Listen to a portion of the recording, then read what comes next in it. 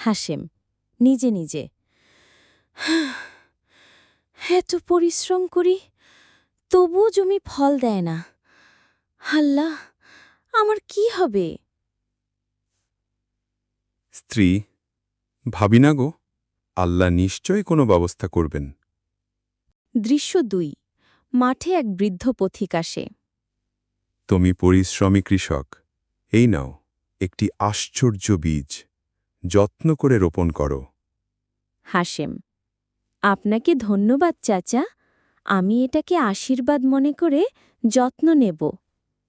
দৃশ্য ৩। গাছের ফলন।